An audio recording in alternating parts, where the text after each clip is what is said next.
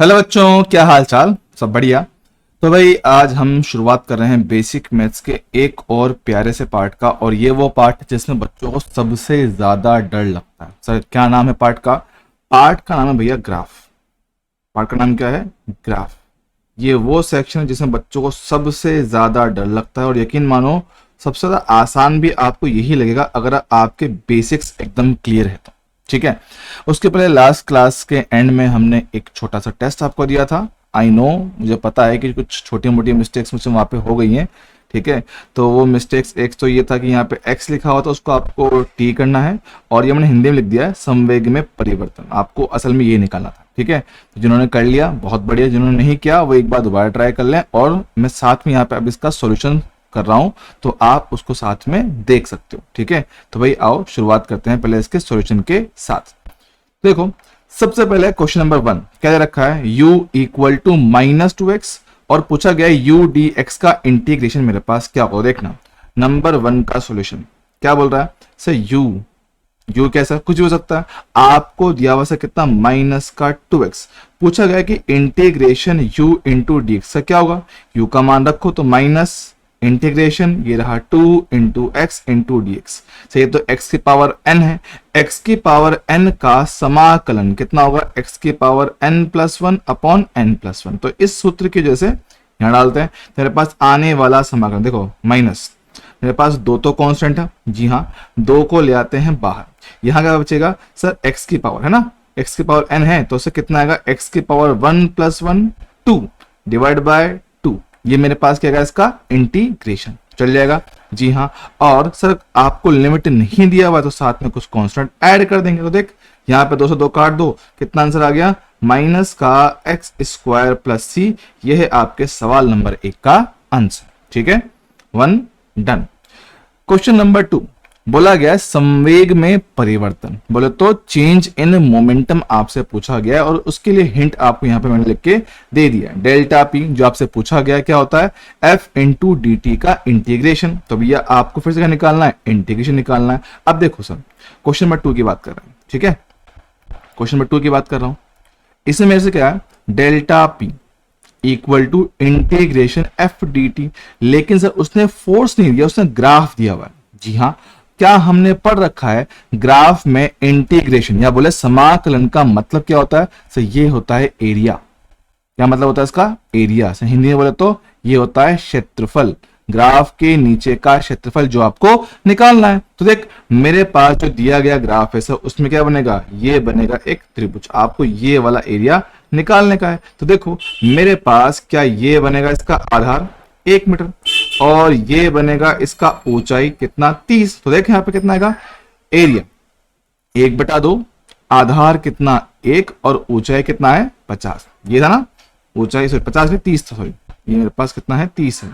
ओहो, ये कितना? 30 है। तो देखो यहाँ पे काटो इसको, 30/2 कितना आएगा? 15।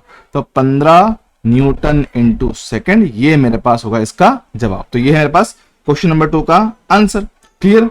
बात करें क्वेश्चन नंबर 3 की। क्या दे रखा? एक समीकरण देख रखा है, और आपसे पूछा गया है कि इसका समाकलन क्या होगा। एकदम आसान सा है, देखो समझाते हैं। क्वेश्चन नंबर 3 की बात करते हैं। दिया हुआ है आपको निकालना है इंटीग्रेशन। क्या लिखा है? के Q1 Q2 बटे R square into D R. Limit कहां से कहां तक है? R1 से लेकर R2 तक। अब देखो ये वैसे तो आपको क्वेश्चन देखने को मिलेगा कहां पर?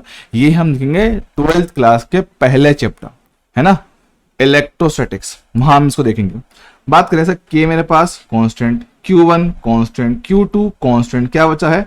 1/r square into D R. Limit कहां से कहां तक? R1 से लेकर R2 तक। अब देख सिंप्लीफाई करते हैं। सिंप्लीफाई करो के Q1 Q2, इस r को लेके आते हैं ऊपर, r की पावर -2, ये रहा dr। इसको करेंगे इंटीग्रेट कहां से कहां तक? R1 से लेकर R2 तक। अब देखो यहाँ पे क्या आएगा? ये रहा k, ये रहा Q1, ये रहा Q2। अब देखो r की पावर n, जी हाँ, तो r की पावर n प्लस 1 मतलब कि -2 प्लस 1 डिवाइड में -2 प्लस 1, बिल्कुल सही है। लिमिट डाल दी जाए मेरे पास कहां से? R1 से लेकर R2 तक। देखो क्या चलेगा? k रहा, Q1 रहा, Q2 रहा, कितना आएगा r की पावर -1 और डिवाइडेड बाय कितना -1। लिमिट कहां से कहां तक, R1 से लेकर R2 तक। देखो सिंप्लीफाई करते हैं, माइनस आ गया आगे k Q1 Q2, ठीक है।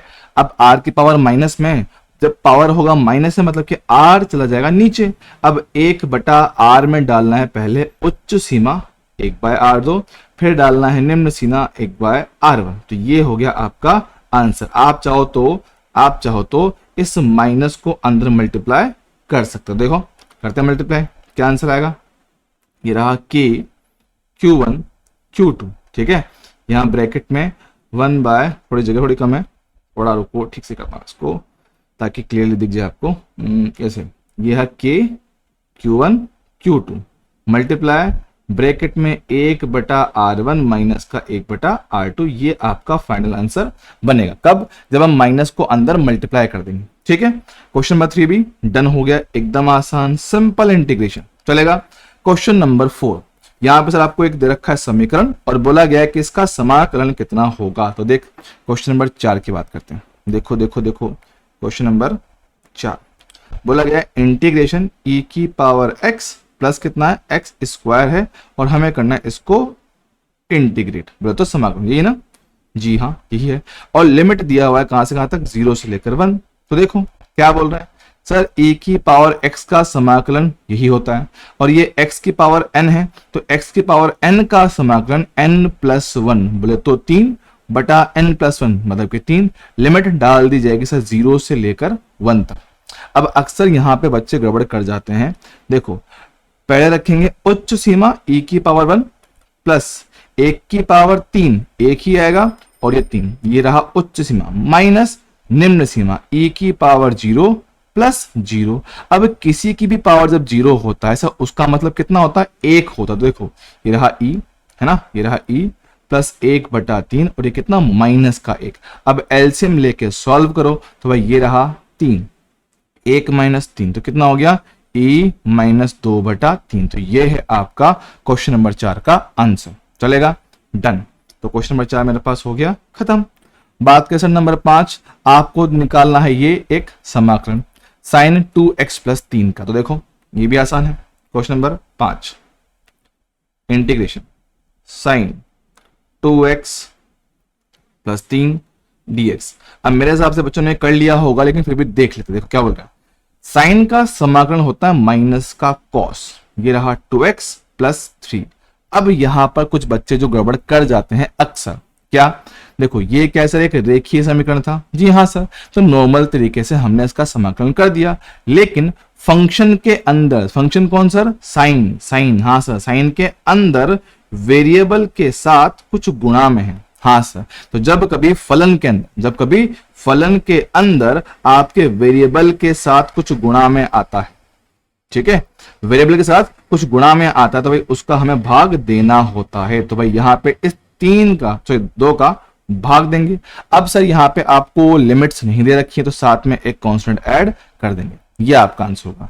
अक्सर बच्चे ये पार्ट करना भूल जाते हैं, ये न्यूमेरिकल में भी गड़बड़ होती है, इसलिए कई बार आंसर आपका मैच नहीं करता और मैच करता भी है तो गलत ऑप्शन मैच कर जाता है। तो इन बातों का खासकर ध्यान रखा जाए, ठीक है। Number 5 done. नंबर 6 की बात करें सर, सिंपल सा है। देखो हमारे पास e की पावर -80 का समाकलन सर सेम टू सेम आएगा, जी हाँ सर। लेकिन फंक्शन के अंदर आपका जो वेरिएबल है उसके साथ में कुछ कांस्टेंट है, जी हाँ सर। तो उस कांस्टेंट का सिंपल भाग दे देना है, भाग दे दिया -a और साथ में कुछ कांस्टेंट सी लगा दी। ये है आपका आंसर। चलेगा, डन है सर। क्वेश्चन नंबर 7 सर एक डायग्राम दे रखा है, बोला गया कि y बराबर sin x लिखा हुआ है, तो बोला है कि एरिया अंडर द कर्व निकालो कि भाई ग्राफ के नीचे का एरिया क्या होगा सर, ये हम कैसे निकालें। आपको ये काम करना है सर। कैसे किया जाए जरा सोचो। सर हमें एरिया निकालने के लिए सर कोई शेप तो पता हो, हमें पता ही नहीं कि इस ग्राफ का शेप कैसा है, कि त्रिभुज है, आयत है, वर्ग है, कैसा क्षेत्रफल है, सर हमें नहीं पता। अच्छा चलो कोई बात नहीं सर, आपको इक्वेशन तो दे रखा है, जी हाँ, और हमने पढ़ा है कि भैया एरिया अंडर द कर्व, क्या इसका मतलब इंटीग्रेशन बोले तो समाकलन होता है, जी हाँ। तो ये इसका मतलब भी एरिया ही होता है।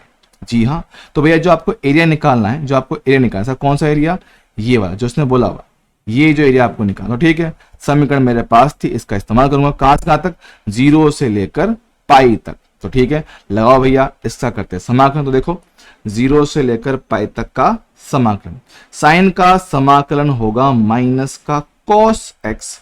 लिमिट कहां से कहां तक, 0 से लेकर पाई तक। आगे बढ़ा दो सर, माइनस निकाल लो बाहर।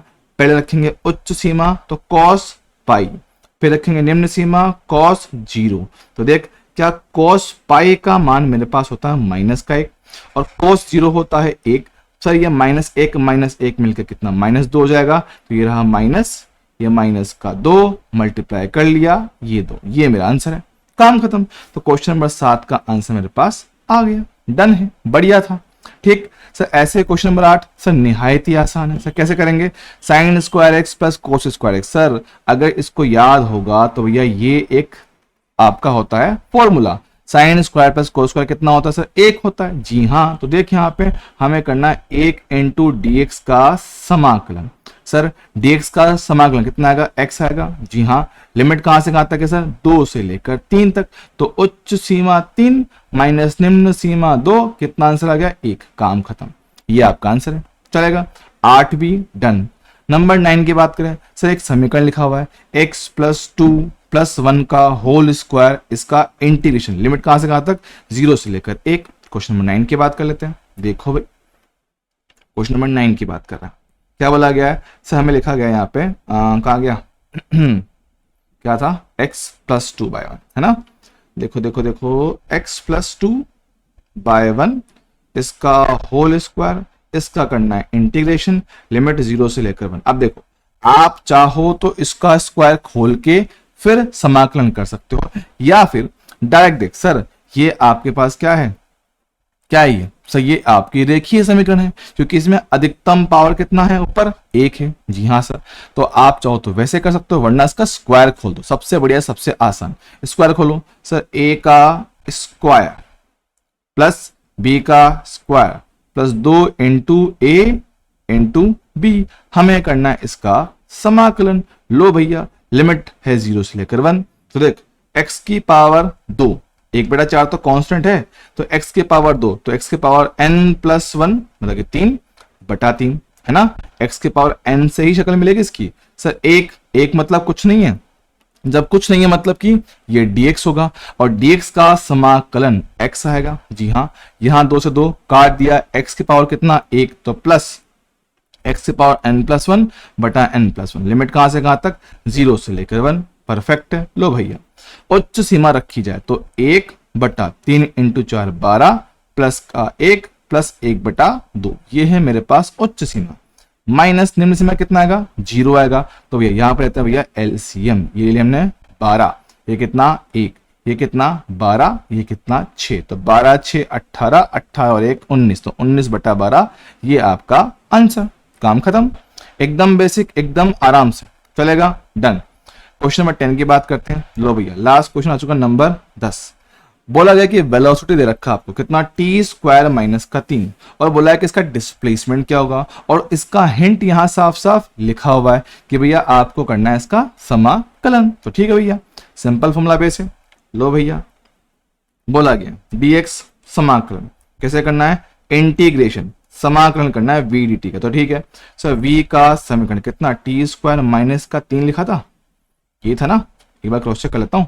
t² माइनस का 3 कहाँ गया, हाँ t² माइनस 3, तो भैया कर दो, समाकलन कर देते हैं। सर t की पावर n, तो n+1/n+1 माइनस 3 तो कांस्टेंट है, तो dt का समाकलन कितना t आएगा। सर लिमिट नहीं दे रखा है, तो साथ में कुछ कांस्टेंट c लगा दो, खत्म, ये आपका आंसर है। तो भैया इस तरह से आप इंटीग्रेशन के हर टाइप का क्वेश्चन कर सकते हो। जी हाँ सर, एकदम आसान, एकदम बेसिक है, बढ़िया है।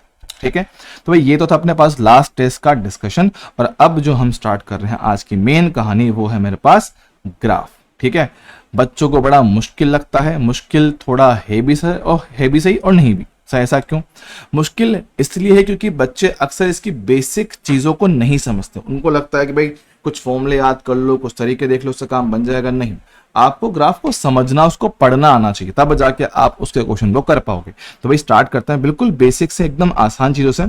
सबसे पहले पढ़ेंगे भैया ग्राफ में स्ट्रेट लाइन। ठीक है, स्ट्रेट लाइन का ग्राफ कैसा होता है, कैसा दिखता है, हम उसको कैसे पहचानेंगे, क्या उसकी समीकरण होती है, वो सब बातें हम करने में। तो देखिए सब बात करते हैं। सबसे पहले एकदम बेसिक सी बात कि सर इसकी समीकरण क्या होता है। तो भाई स्ट्रेट लाइन का समीकरण होगा y बराबर एम एक्स प्लस सी।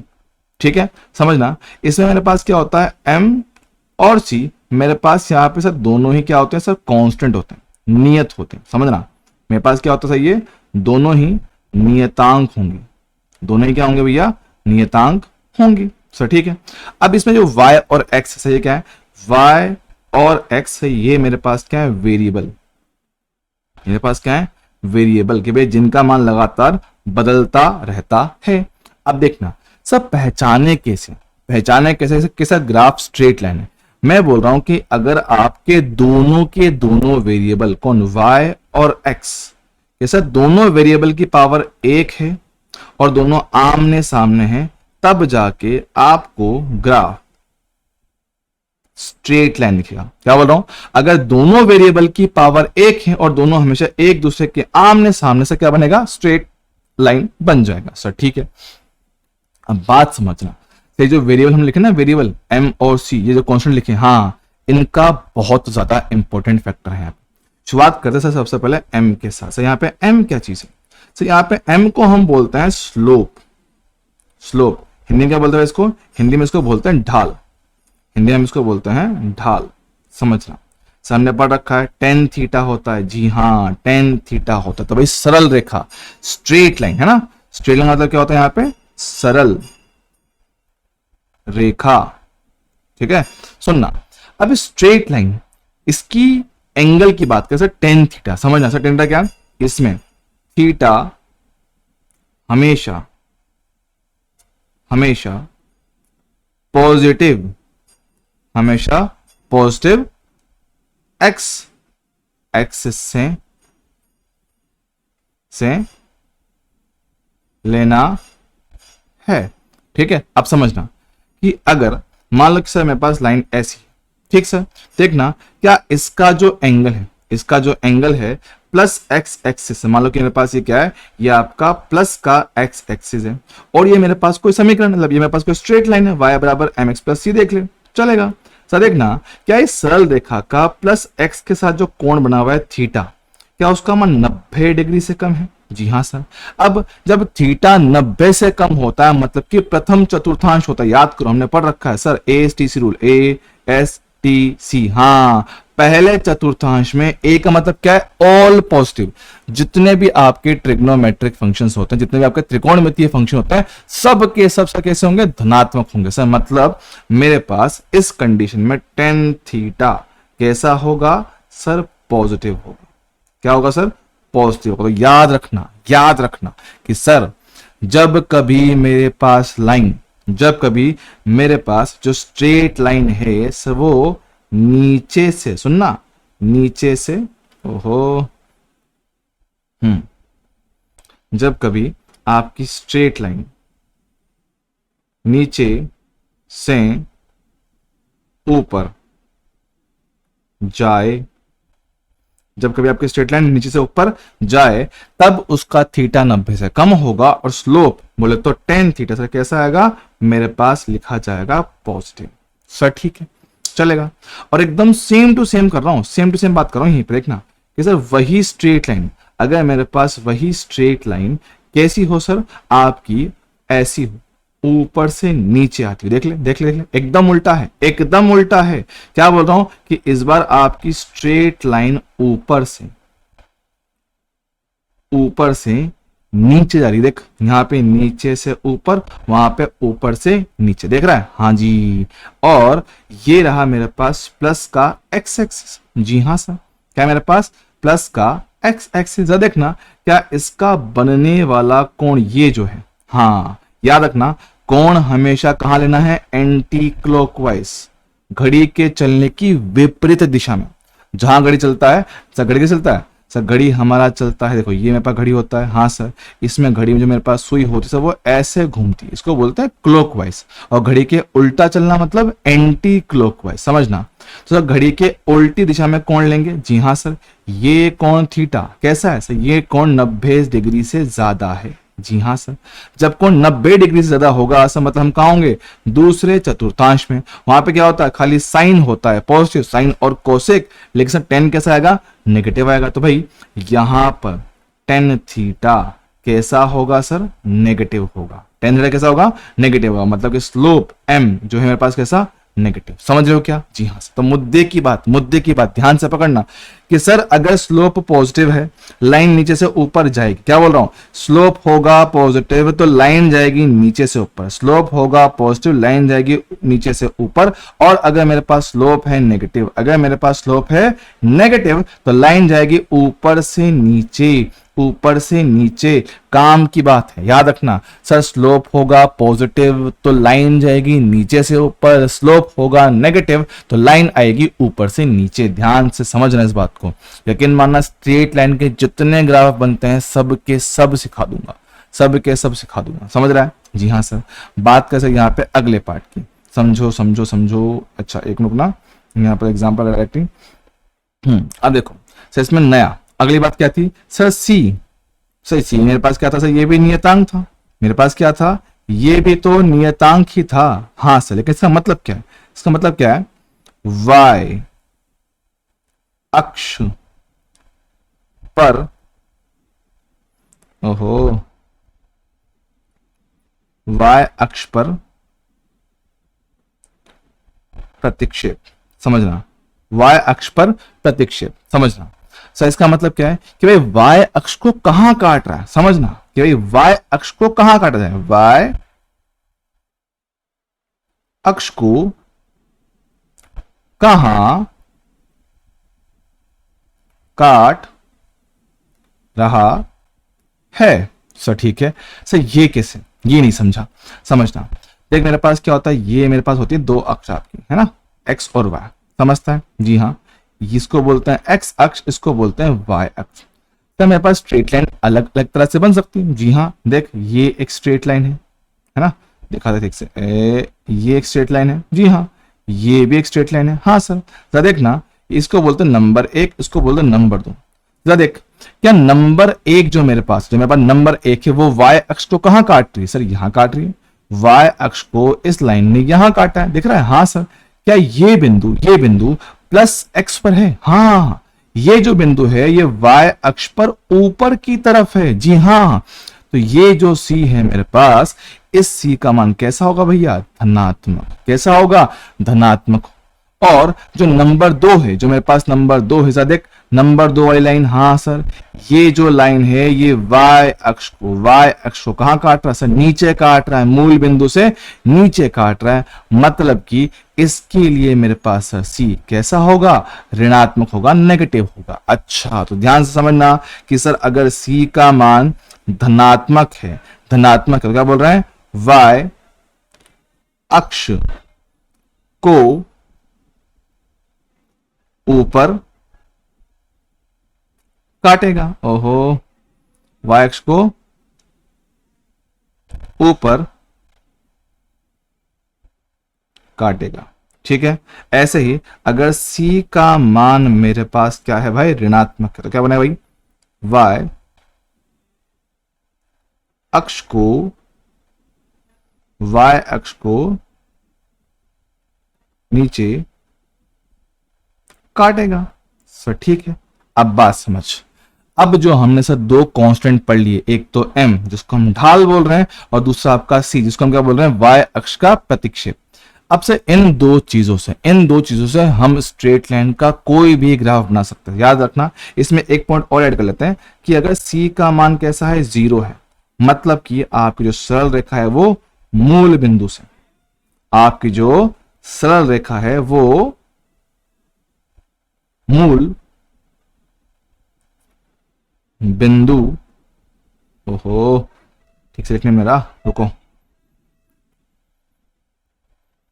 मूल बिंदु से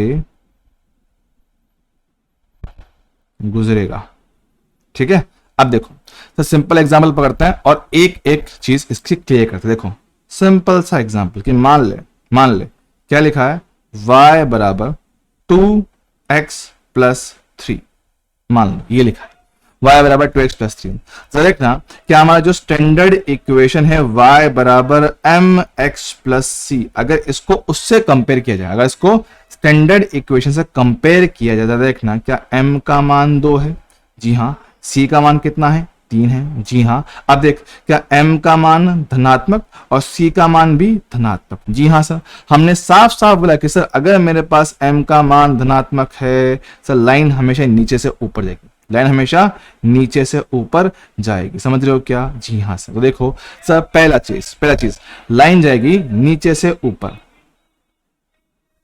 ठीक है, लाइन जाएगी नीचे से ऊपर। सर C अगर मेरे पास धनात्मक है तो सर y अक्ष पे ऊपर काटेगा, कहां, y अक्ष पे ऊपर काटेगा। भैया इन दोनों को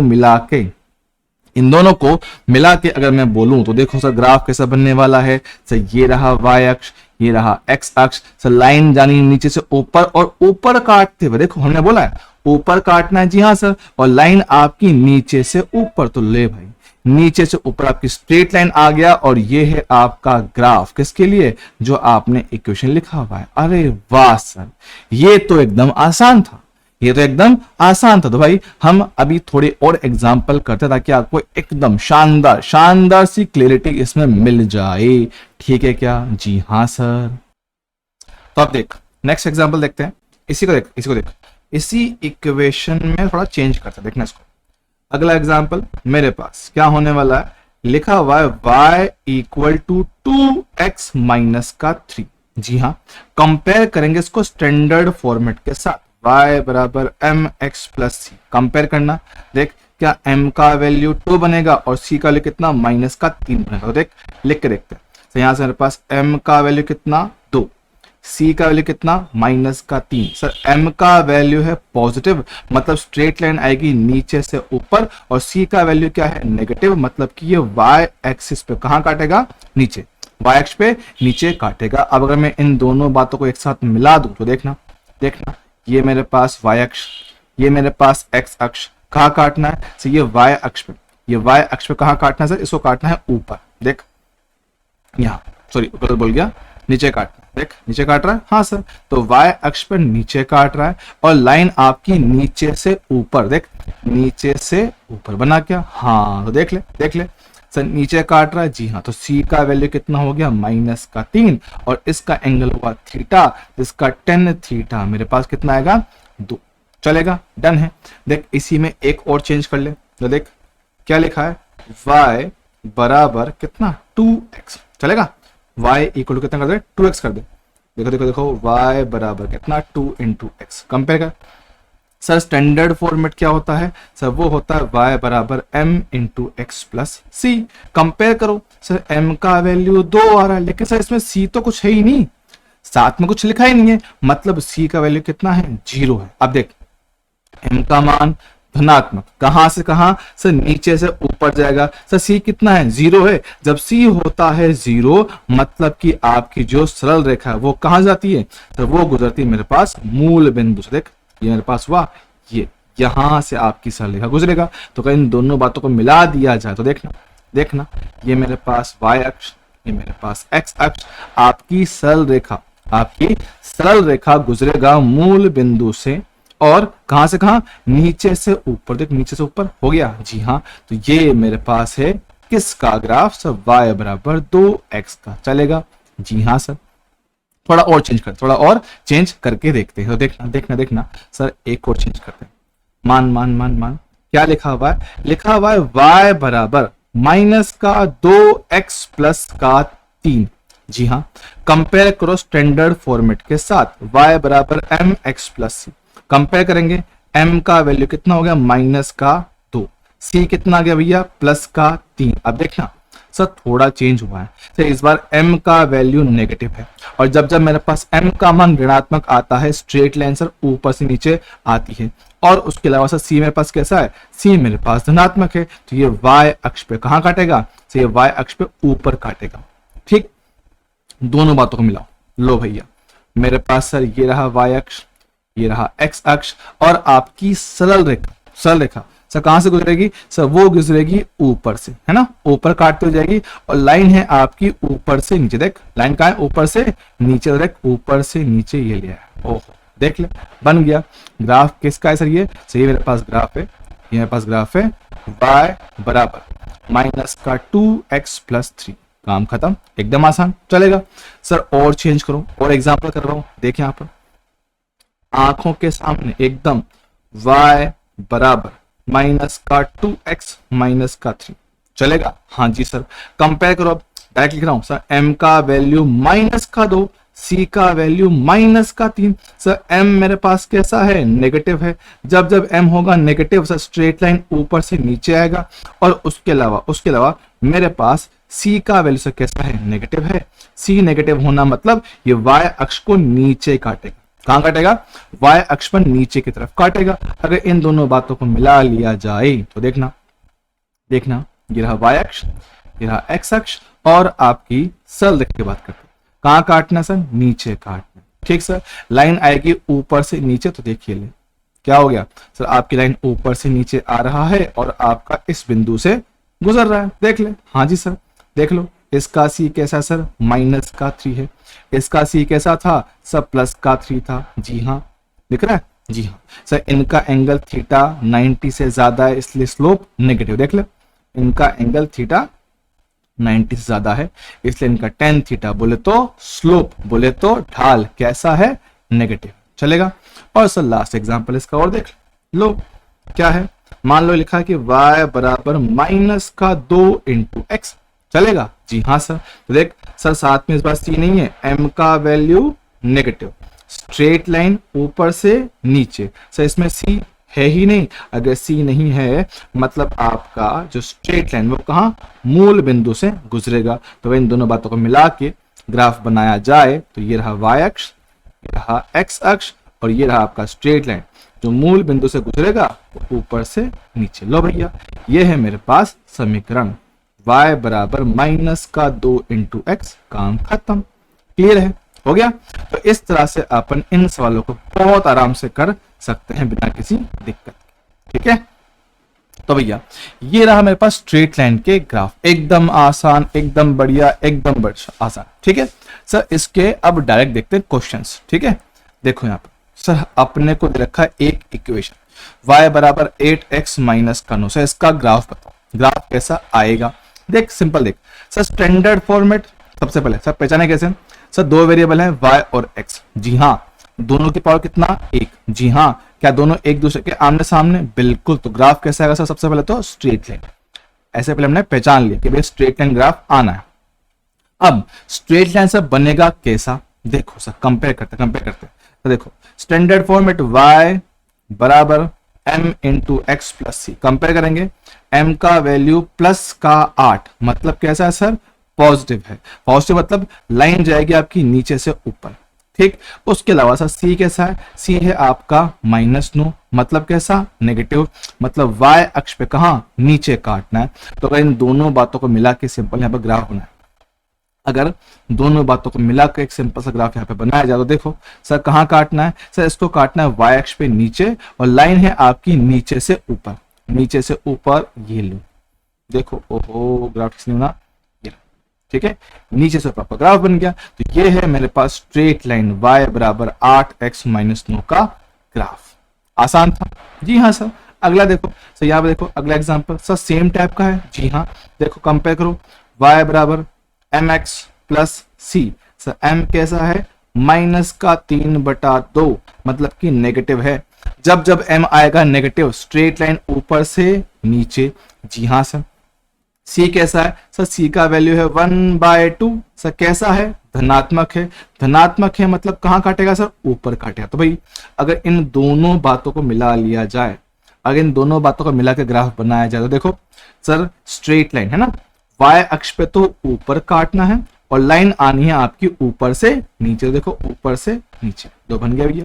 ये मेरे पास ग्राफ है इस दिए गए समीकरण का, देख पा रहे हो क्या, जी हाँ सर, एकदम आसान, एकदम बढ़िया, चकाचक। सर और भी एग्जांपल है, दिखाते रुको, यहाँ पे एक लाइन खींच दें, ओहो ये लो, अब देखो सर अगला एग्जांपल, सर ग्राफ दिया हुआ है, ग्राफ दिया हुआ है और आपसे उसका समीकरण पूछा। देखो देखो दिख रहा है क्या? हाँ सर, ये वाला देखो। सबसे पहला सर लाइन ऊपर से नीचे आ रही है, जी हाँ सर, मतलब सर पहली बात तो उसका m आएगा नेगेटिव सर, ठीक है, उसका m कैसा आएगा सर? नेगेटिव। सर y अक्ष पे कहां काट रहा है? सर y अक्ष पे नीचे काट रहा है सर, मतलब c कैसा आएगा सर? c आएगा नेगेटिव सर, ठीक है। बात करते हैं सर c क्या होता है? y अक्ष पर प्रतिक्षेप जहां काटा गया है, हाँ सर, क्या वो देख पा रहे हो? y अक्ष पे ये काट रहा है 2 पर, जी हाँ, तो यहां से c का मान सीधा सीधा माइनस का 2 चलेगा, जी हाँ सर।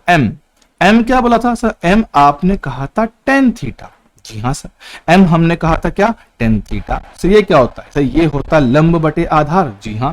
तो देख असल में तो सर हम इसको बोलते हैं थीटा, जी हाँ सर, असल में क्या सर? ये होता है थीटा, जिसका मान 90 से ज्यादा है, इसलिए इसका स्लोप कैसा आता है? नेगेटिव आता है। देखो थीटा का मान 90 से ज्यादा दिखता है, इसलिए इसका m ढाल tan थीटा नेगेटिव आता है। तो सर हमें से फिलहाल वैल्यू चाहिए, क्योंकि सर हमें पहले ही पता है कि भाई इसका साइन कैसा आएगा?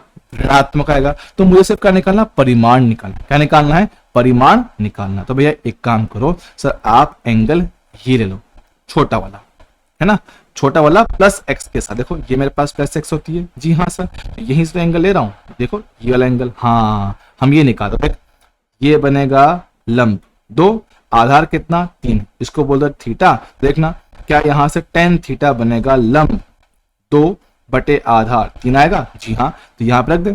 तो माइनस रखना है, तो माइनस के साथ देखो, माइनस का 2 बटा 3 खत्म। अब डाल दे अपनी इक्वेशन में, तो y बराबर mx प्लस सी, y बराबर m कितना है? माइनस का 2 बटा 3, ठीक, c कितना है? माइनस का 2, तो ये है मेरे पास समीकरण, चल जाएगा, ये मेरे पास इसका समीकरण आ गया। सर ऐसा ही मेरे पास अगला डायग्राम भी है, देखो ये वाला डायग्राम, ये मेरे पास क्या है? स्ट्रेट लाइन, जी हाँ स्ट्रेट लाइन है। सबसे पहले सर लाइन जा रही है नीचे से ऊपर, सर मतलब m कैसा आएगा सर? ये आएगा धनात्मक। सर बात करें y अक्ष पे कहां काट रहा है? ऊपर, तो c कैसा आएगा सर? ये भी आएगा धनात्मक। तो भाई लिख के रखे, देखो c की बात करें, सो ऊपर काटा है धनात्मक, कितना है? 5। बात करें सर m भी कैसा? धनात्मक, क्योंकि लाइन है आपकी नीचे से ऊपर, तो m कैसा आएगा भाई? tan थीटा, जी हाँ। बात करें सर ये रहा एंगल थीटा, जी हाँ सर, हमेशा याद रखना प्लस x से ही लेना है, चलेगा, जी हाँ। तो tan थीटा, तो tan क्या आएगा सर? लंब बटे आधार, सर लंब कितना है? लंब कितना है? देखो ये रहा मेरे पास त्रिभुज, जी हाँ, ये बनेगा लंब, ये बनेगा आधार, तो ये डालो, लंब कितना है? 5, आधार कितना है? 4, लगा दो समीकरण, y बराबर एम एक्स प्लस सी, तो y बराबर m कितना है सर? m का मान है 5 बटे 4x, तो c कितना है सर? 5। एक काम करो, पूरी समीकरण को 4 से गुणा कर दो, तब ये कितना हो गया? 4y बराबर 5x प्लस कितना? 20। ये मेरे पास इक्वेशन हो गया, सिंपल। तो ऐसे आप किसी भी सरल रेखा का ग्राफ बना सकते हो, ग्राफ दिया हो तो उसकी इक्वेशन निकाल सकते हो, एकदम आसान, चलेगा। ये देखो कुछ छोटे मोटे एग्जांपल और भी हैं, ठीक है, तो मैं आपको समझाता हूँ कि एग्जाम में करना कैसे होता है। देखो अक्सर हम इनमें थोड़ा सा कंफ्यूज हो जाते हैं, क्योंकि भाई y और x तो क्या है सर? डायरेक्ट दिख जाता है, y और x डायरेक्ट दिख जाता है, लेकिन सर जब इक्वेशन दिया होता है सर हम पकड़ नहीं पाते हैं कि सर कैसे उसको सॉल्व किया जाए, वो आपको समझाता हूँ, ठीक है। मान लो ये आपके पास कोई समीकरण है, ठीक है, v बराबर u प्लस 8, सर ठीक है। सर ये समीकरण मेरे हिसाब से सभी ने कभी ना कभी तो देखा होगा, हाँ सर, ये मेरे पास गति का है ना, गति की समीकरण हम पढ़ रहे हैं, इक्वेशन ऑफ मोशन, हाँ जी, तो गति की समीकरण है, ठीक सर, v बराबर u प्लस 80। चलो कोई बात नहीं, जिनको याद नहीं चलेगा, कोई दिक्कत नहीं, साफ साफ बोला गया भाई मेरे पास कि u और a क्या है? कांस्टेंट। चलो साफ साफ बोलता हूँ कि सर मेरे पास क्या है? ये पॉजिटिव, क्या है? पॉजिटिव कांस्टेंट है, समझते हो भाई? धनात्मक नियतांक, पहले लिखता हूँ, हिंदी में लिखता हूँ वरना तुम बाद में बोलोगे क्या बोलते हैं इनको। ये क्या है मेरे पास? धनात्मक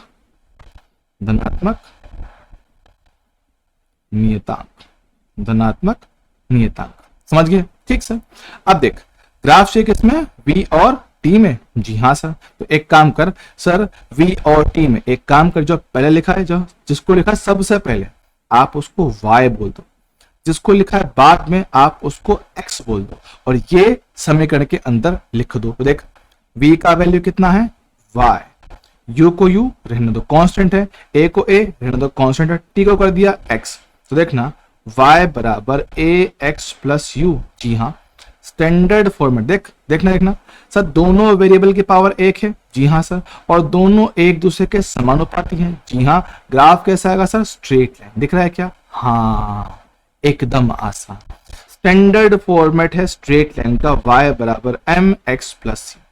सर m का वैल्यू कितना है, a आ रहा है, c का वैल्यू कितना है, u आ रहा है। सवाल में साफ साफ बोला गया है कि धनात्मक नियतांक है, तो m का वैल्यू भी पॉजिटिव, c का वैल्यू भी पॉजिटिव। जब m होगा धनात्मक, स्ट्रेट लाइन नीचे से ऊपर, जब c होगा धनात्मक तो ऊपर काटते हुए जाएगा। सर ठीक है, ये तो बढ़िया था। तो अगर दोनों बातों को मिला के एक सिंपल ग्राफ बनाया जाए तो देखो सर, हमें कहाँ काटना है, y अक्ष पे ऊपर, लाइन कहाँ से कहाँ, नीचे से ऊपर। तो देख नीचे से ऊपर ये मेरे पास ग्राफ है किसका, सही मेरे पास ग्राफ आ गया v का समय t के साथ। खत्म, एकदम बढ़िया, आराम से हो गया जी सर।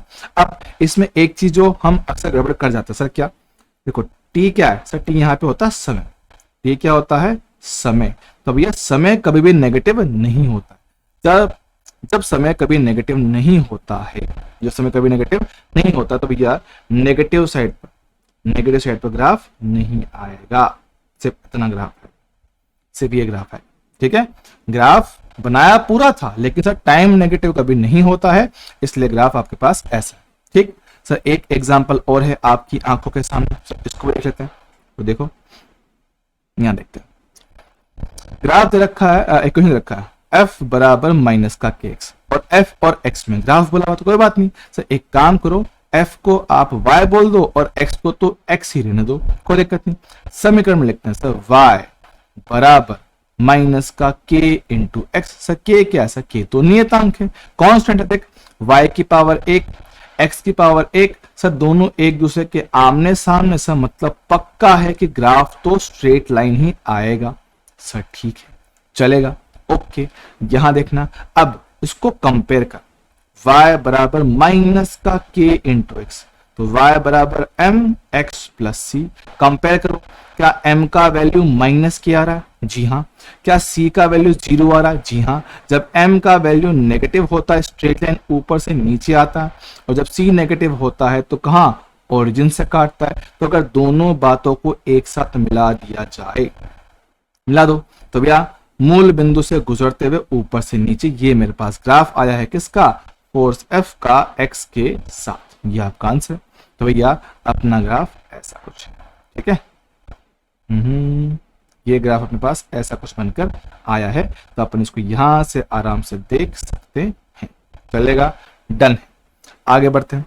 देखो सर एक और लिखा है, k बराबर हाफ एम वी स्क्वायर। अरे सबने पढ़ा होगा, जी हाँ सर पढ़ा हुआ है। किसका फॉर्मूला होता है सर, ये होता है फॉर्मूला किसका, गतिज ऊर्जा का। फॉर्मूला किसका भैया, ये फॉर्मूला अपने पास गतिज ऊर्जा। लो भैया ये रहा गतिज ऊर्जा, ठीक है। ये फॉर्मूला गतिज ऊर्जा का, चलेगा। k बराबर हाफ एम वी स्क्वायर, चलेगा, जी हाँ सर। अब बात समझना, समझिए ग्राफ k और v स्क्वायर में, सर ठीक है। तो इसमें m क्या होता है सर, m मेरे पास होता है मास। सर हिंदी में क्या बोलते हैं, हिंदी में मेरे भाई इसको बोलते हैं द्रव्यमान, हिंदी में इसको द्रव्यमान कहते हैं। सर ठीक है, अब बात समझिए सर, k को एक काम करो सर, k को आप बोल दो y और v स्क्वायर को आप बोल दो x, ठीक है चलेगा। k को बोल दो y और v स्क्वायर को बोल दो x, ठीक। अब बात समझना सर, ये मान डाल दो समीकरण के अंदर। समीकरण क्या है, k बराबर हाफ एम वी स्क्वायर, ठीक है। देखना इसको छोटा m करते हैं, ये छोटा m, ये कंफ्यूजन नहीं होगा,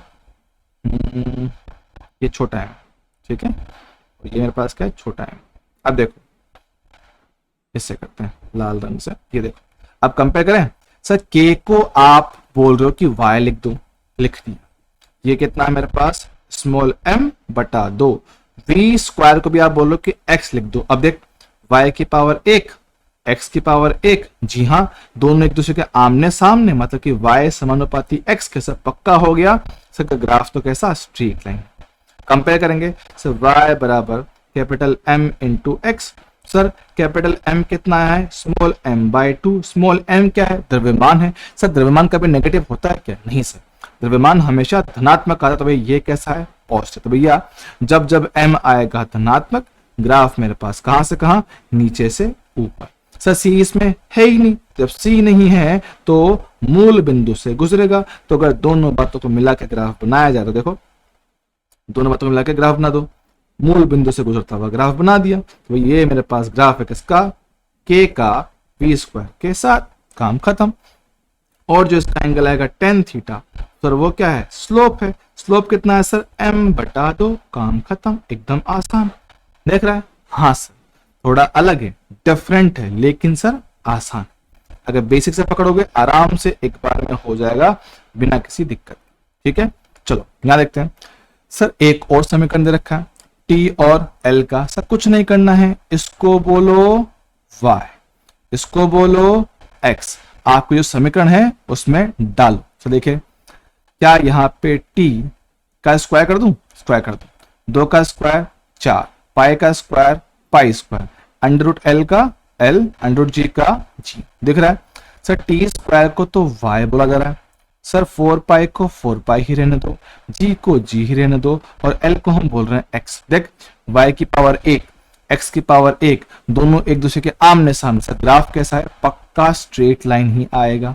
सर ठीक है, ऊपर से देख, ऊपर से देखो सर, क्या ये जो लिखा हुआ है, ये जो यहाँ पे लिखा हुआ है, क्या ये पूरा कांस्टेंट है? जी हाँ सर, ये पूरा नियतांक है, 4 कांस्टेंट, पाई का स्क्वायर कांस्टेंट, जी का वैल्यू कांस्टेंट। तो भैया स्टैंडर्ड फॉर्मेट y बराबर m इंटू एक्स। जी हाँ, कैसा है सर, यहां से मेरे पास m का वैल्यू सर 4 पाई स्क्वायर बटे g आ रहा है। सर ना तो 4 नेगेटिव है, ना पाई स्क्वायर नेगेटिव होता है, ना g नेगेटिव होता है, सबके सब धनात्मक। तो भाई ये भी कैसा, धनात्मक।